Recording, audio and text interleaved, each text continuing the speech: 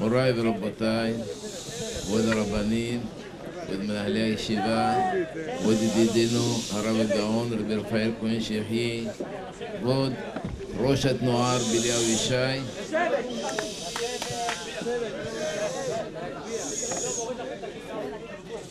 כבוד הרב ברוך מרזי שיחי, מהשמיים הכניסו אותו לכנסת כדי שמשקל נגד לאותה חברת כנסת שהשם שלה גמטריה המן.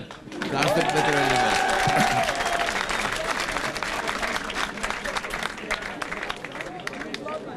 אני מרגיש כאן כמו ימות המשיח. כשיש אחדות בעם ישראל, זה הכנה למשיח. אז ברוך הוא מחכה לנו שנהיה מאוחדים. לא שומעים? כל אחד יש על ברכי חברו, אנחנו ביחד.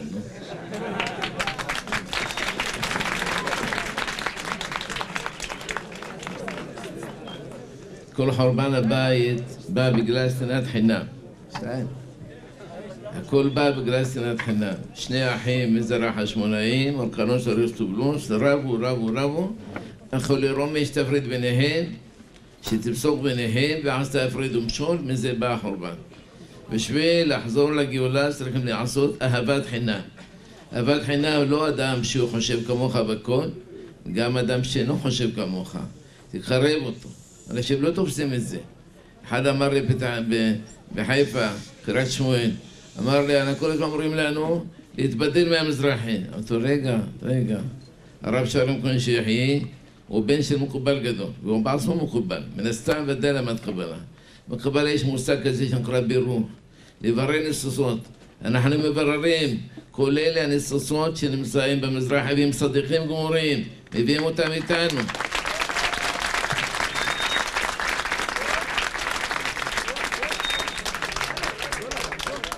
גם בחילוניים, יש הרבה אנשים בעלי נשמה טובה, אתה צריך לקרב אותם. חילוניים הם לא ידעו, הם גדלו ככה. אני אספר לכם מעשה. שאף אחד לא יכול להיות, אומר מה אכפת לי? אנחנו קיבלנו דעה אחרת. היה הרב יוסף חיים זוננפלד עליו השלום, היה הרב של העדה החרדית. פעם אחת הלך עם המשרת שלו, בט"ו בשבט, המשרת אמרו בוא נלך מכאן, אמרו לא נעבור מהרחוב הזה. אמרו למה? אמרו כאן יש ציונים, מורים הולכים לנטוע עצים לכבוד ט"ו בשבט, וכל התלמידים שלהם כולם בגילוי ראש. אמרו אדרבה, אני רוצה ללכת לשם, לראות אותם. שעברו הילדים בסך, הסתכל עליהם הרב זוננפלד ואמר כמה מילים. אמרו מה אתה אומר? אומר יוסף השם עליכם, עליכם ועל בניכם. ככה ברך אותם הרב זוננפלד.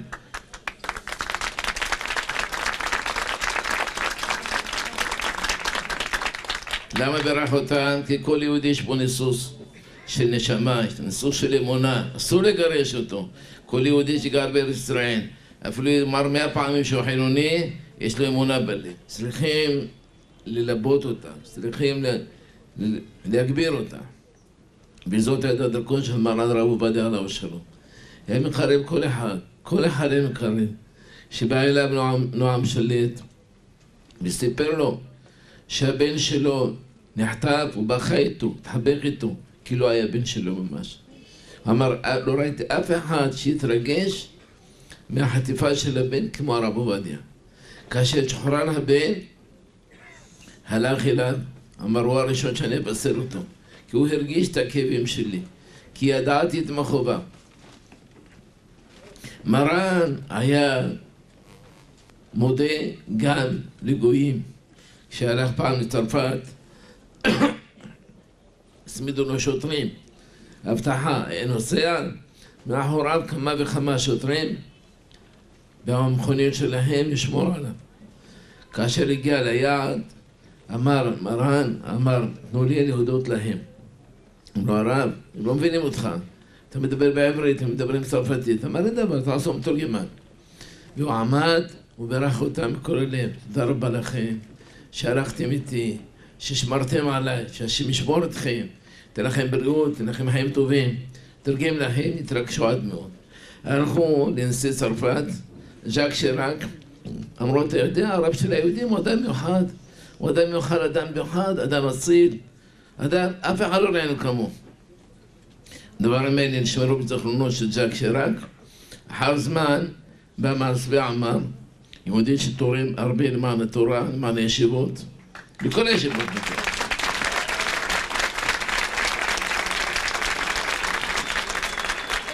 והוא בא לבקש כמה דברים בשביל תלמוד תורה, בשביל דברים של יהדות במרסיי. הוא נשיא הקהילה במרסיי. אז ז'אק שיראק אמר לו, כל מה שאתה מבקש אני אתן לך. אמר לו, למה? מצאתי חן בעיניך. אמר, אתה יודע למה? בגלל שהאפיפיור שלכם, ככה הוא יודע, לא יודע מה זה רע. האפיפיור שלכם הוא אדם מיוחד, סיפרו לי השוטרים איך הוא דיבר איתם. זה אדם מיוחד. תראו עדינות, צניעות, ענווה של מרן. אדם מיוחד היה, מחבר כל אדם סביב פנים יפות. הפעם הוא הסתכל, איך הכיפה שלך, שחורה, סרוגה. כולם לומדים ש"ס, ש"ס ראשי תיבות, שחורה, סרוגה. כל מי שלומד תורה, זה תורה מחייבת כולם. קל וחומר שבין היהודים המזרחיסטים תלמידי חכמים מצוינים. אחד כמו הרב טאו, תלמיד חכם גדול. הרב טאו מחמיר לא פחות מכל החרדים. הרב שטיינמן שדיברי אמר שהרב טאו חרדי יותר מכל החרדים. והוא ציוני יותר מכל הציונים. הוא אוהב את ישראל, מה רע בזה? יש אחד שלא אוהב את ישראל. אם אדם לא מרגיש מה זה ארץ ישראל, כי הוא נולד פה, חשב שהכל הולך למישרים. אם בא מחוץ לארץ הוא רואה כמה אבנים זורקים עלינו הערבים, כמה יהודים נרצחים, כמה הרגשת הגלות. אם לא ראה את זה, ילך למוזיאון גוש קטיף, ויראה שמה איך עשו החיילים, אין להם ברירה, יש להם הוראה מלמעלה, עשו את היהודים שם בכוח, נלחמים, בכוח עושים אותם, בנחישות וברגישות. אחרי שעשו אותם, אחר כך התחילו לבכות החיילים. למה התחילו לבכות? כי יש הוראה מלמעלה, אבל זה שהוראה להם מלמעלה פחד מהבגז של מטה, לא פחד מהבגז של מעלה, הוא מסכן לשלם מה זה, 8 שנים מהכך. צריך לדעת, הקדוש ברוך הוא אוהב את ישראל, יבושו ויסוגו אחור כל שני ציון. מי שלא מרגיש את זה, יקרא את השם של רבי יהודה הלוי, ציון הלא תשאלי שלום אסירייך. הבן שלי שיהיה בריא, שהיה בגיל 6 חודשים, חוץ לארץ. היה עושה תיקון חסות. איך עושה תיקון חסות? כולו נרדם. בלילה, בחסות הלילה, קם. מתחיל לבכות. ואמו זכותה הייתה עובדת מהבוקר עד הערב, הכל צריך להיות נקי, פרפקט, צריך הכל מסודר. עד שאתה זכוכית אתה רואה כאילו אוויר. מרוב הניקיון, מה לעשות? ואני גם כן, מהבוקר עד הערב הייתי מלמד את הרב פינסון. אבל מה לעשות? תוכל תכון חסות? אני חייב ללמוד תכון חסות. אז אני לוקח אותו על הברכיים, לוקח אותו על הידיים, ושר לו את השיר ציון הלא תשאלי. עד שאני מגיע לקטע, כוס העיגונים לאט, הרפי מעט, כחבר מלאו חסלי ונפשים ומרורייך. אני אומר זה, אני נאנח הנחה עמוקה, והוא נאנח לעומתי ונרדם. יופי, זה ככה נרדמים.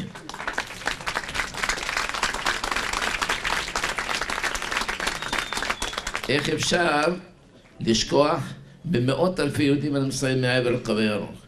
איך אפשר ללכת עם השמאל? איך אפשר להתעלם מכאבם?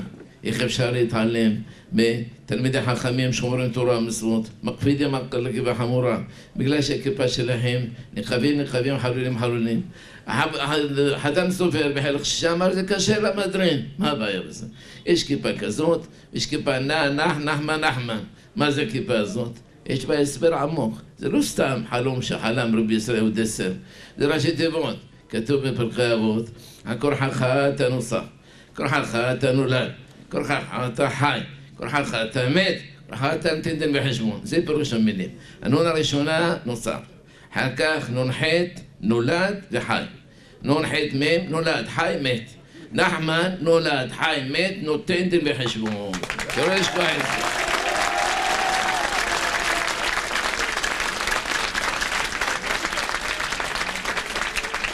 כולם כשרים, כולם צדיקים. חב"ד, מה לא עשו למען ישראל? עשו 1,000,000 יהודים הניחו תפילין בכותל המערבי. איך אני יודע? בשנה הראשונה שרבינו לובביץ' עליו השלום אמר להניח תפילין בתשכ"ז, עד אילול כבר הניחו 100,000 יהודים. שאל כמה הניחו? אמרו 100,000. אמר רק 100,000? מה זה 100,000? זה מעט. במשך הזמן התחילו כל אחד שבא להניח, רושמים את המספר שלו. והנה הגיע המיליון. עשה להניח תפילין, רגע, יש לנו כאן מסיבה. על מה מסיבה? אתה האדם המיליון שבאת להניח תפילין בכותל המערבי.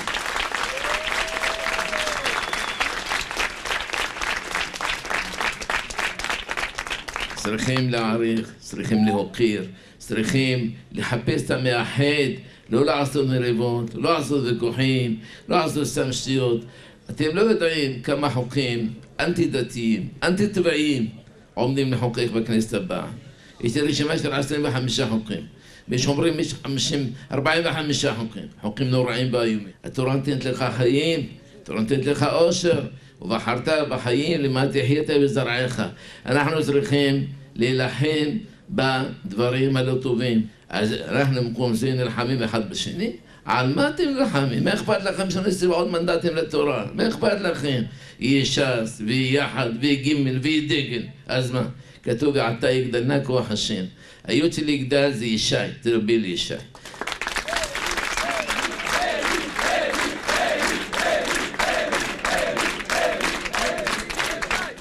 והגימל זה גפני, והדל זה דרעי ולמד ליצמן. כולם ביחד מגדילים את הכוח של הקדוש ברוך הוא. אנשים חושבים שאנחנו שונאים את פלונים תלמידים, אין שונא לאף אחד. כולם אחים, כולנו אחים, אבל הם מדמיינים בעצמם שיש להם שנאה. ולכן נלחמים, עושים עשרות. בשביל מה העשרות האלה? אנחנו מברכים את בעל העולם, קונטיננטל. זה לא סתם שמע בחרובו. למה? כי קונטיננטל גמטריה מרדכי היהודי. בדיוק.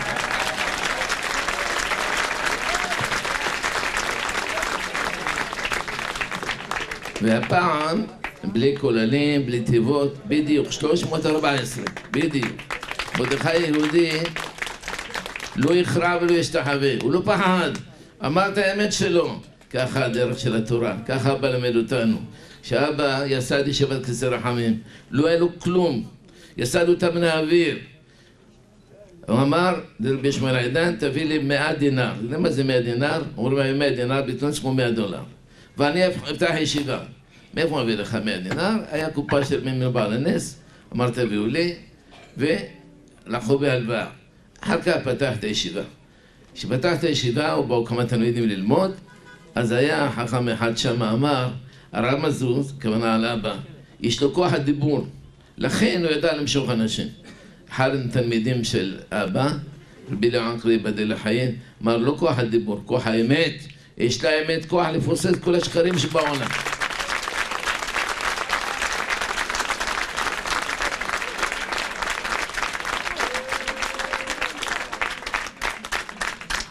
לכן התורה רומזת, יחד שבטי ישראל ראשי תיבות ישי, זה רבי אליהו ישי, שהוא מאחד את כל שבטי ישראל, אין לנו שום הבדל בין אשכנזים, ספרדים, תימנים, כל עדה ועדה, יש לה משהו משלה. מה מביאים אותי להיכנס לליטאים? מה תספר לנו? תספר להם שעתיים.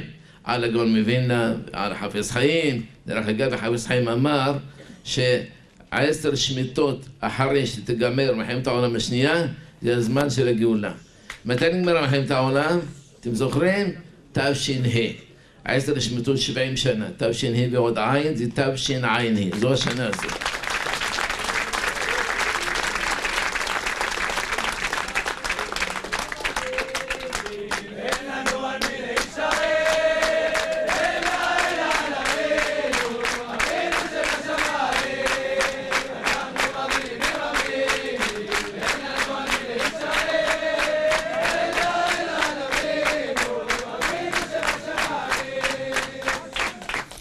ובכן רבותיי, כל אחד ואחד מכם ישפיע על חבריו, על מיודעיו, על מכריו, לא משנה, כל יהודי, תשביע יחד, נהיה כולנו ביחד.